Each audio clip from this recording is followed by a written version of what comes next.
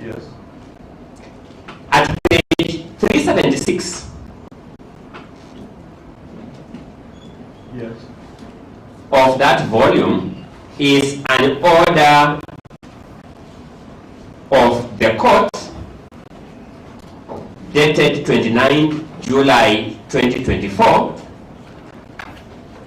yes, deferring the ruling to the 20th of August 2024. Deferring the ruling to 20th August 2024.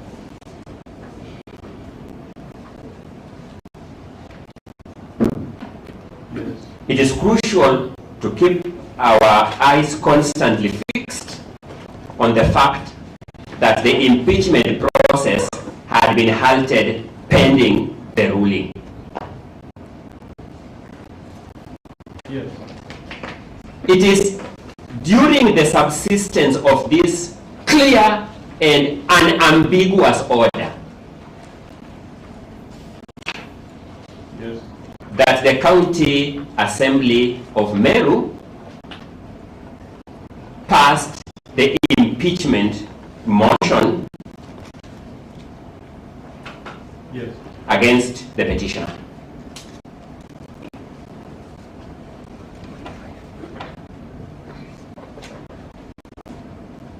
yes, Allow me to draw the court then to the next factual matter, progressing with that.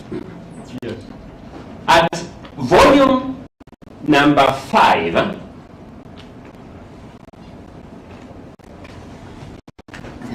yes, of the petitioner's documents, yes, the court will find annexure KM8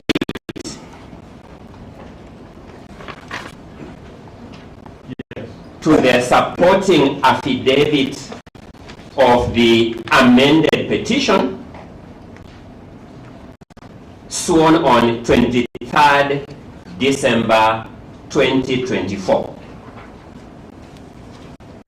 yes, And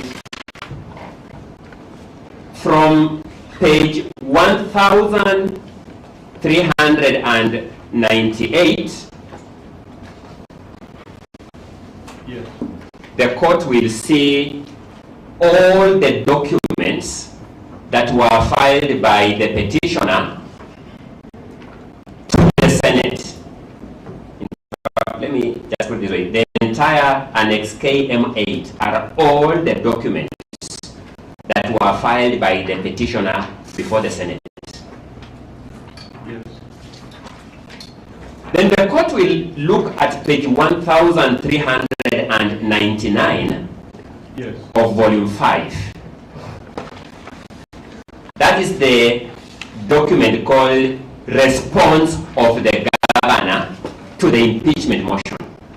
yes, At paragraph 2 of the Governor's response on that page, 1399, yes, the Governor explicitly draws the attention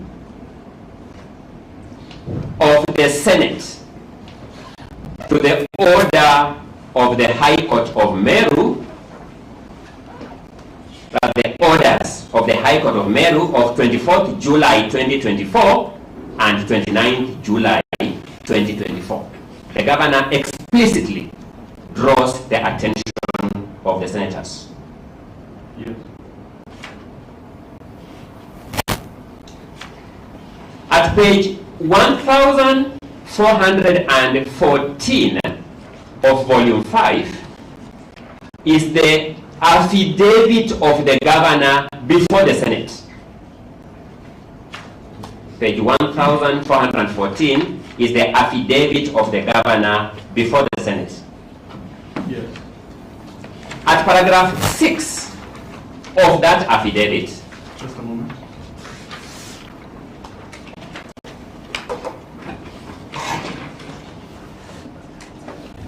That's paragraph 6. of that affidavit,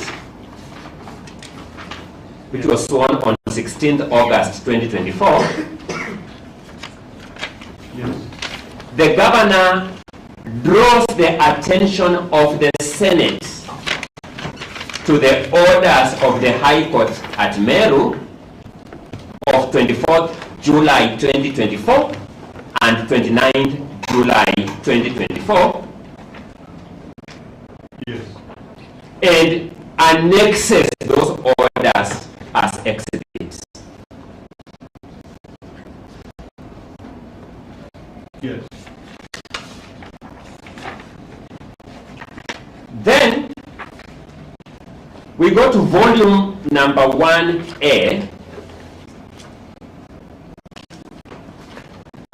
of the governor's documents. Volume number 1A of the governor's documents, you'll come across exhibit BMK 1D. 1D? 1D for dog. Yes. Exhibit BMK 1D is a Hansard, rather the Hansard of the afternoon sitting of the Senate Yes. of 20th August 2024. The Hansard of the afternoon sitting of the Senate of 20th August 2024. Yes. In that volume, that Hansard starts at page 223. Yes. If you go to page 343, which is a continuation of that Hansard, Yes. you will find a part of the submission of counsel for the governor, coincidentally yours truly, my lord. Yes.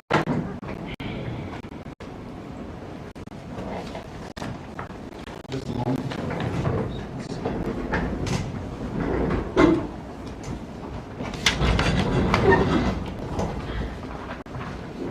Yes.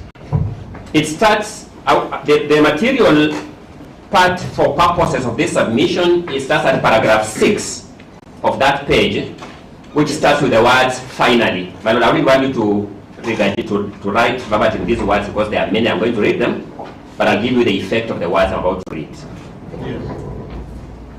For the governor, it was submitted, and I quote, that finally, Madam Temporary Speaker, sir, the impeachment process itself, in its entirety, I wish to refer you to volume 2 of the governor's documents at page 28 to 32. On page 28, you can see Meru Constitutional Petition number E013 of 2024. The parties to that case are Honorable Kawira Mwangaza, the petitioner, and the County Assembly of Meru, the respondent.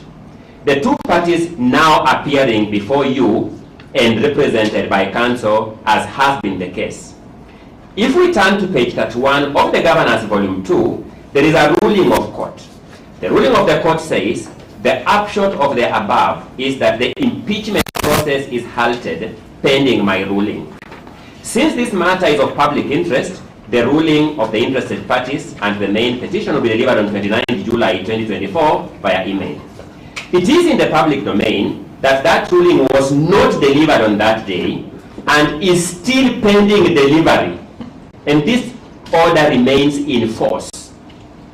As a matter of principle, I invite senators to reflect on this question because the governor has been brought here by the county assembly claiming that it wants to strike a blow for the rule of law.